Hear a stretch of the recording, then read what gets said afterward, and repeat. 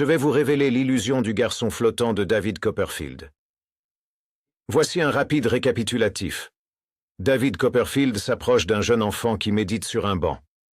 Après l'avoir hypnotisé, il place sa main droite derrière la tête du garçon, qui se met aussitôt en lévitation. David le fait léviter progressivement et le dépose sur un second banc, en montrant bien ses mains vides pour prouver qu'il n'utilise rien. Comment a-t-il réalisé ce tour? Voyons ça ensemble. Je ferai des observations importantes qui vous aideront à découvrir ce tour vous-même. Vous remarquerez que l'enfant est assis sur le banc, les jambes croisées, et que ses deux mains sont sur les côtés, comme s'il tenait quelque chose sous lui. Par ailleurs, quand il prend l'enfant, ses vêtements montent avant son corps, et la main de David Copperfield est en contact avec le crâne du garçon. Pour réaliser cette lévitation, ça aurait été bien plus convaincant de le faire sans aucun contact avec le garçon.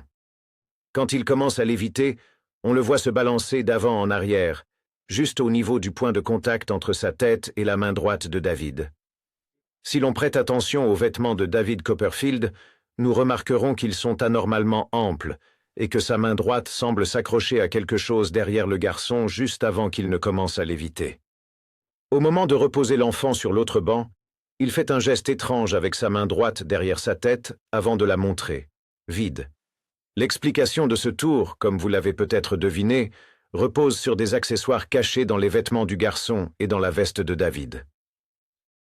En réalité, le garçon s'agrippe à une plateforme reliée à une plaque métallique verticale. Il est assis sur une base rectangulaire métallique qu'il tient fermement avec ses mains. À cette base, fixée à angle droit, se trouve une plaque verticale surmontée d'un anneau solidement soudé. Ceci permet au crochet à l'intérieur de la manche de la veste de David Copperfield de s'attacher à l'anneau situé derrière la tête du garçon, soulevant ainsi son cadre interne dissimulé dans ses vêtements.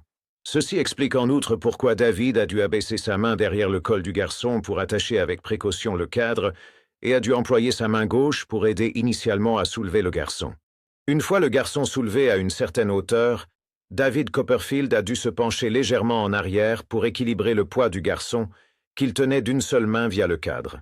Pour le relâcher, il s'est simplement décroché de l'anneau situé derrière sa tête, faisant un geste avec ses mains derrière la tête du garçon, comme pour indiquer qu'il ne tenait rien. Derrière ce masque, seule la vérité demeure. À la prochaine.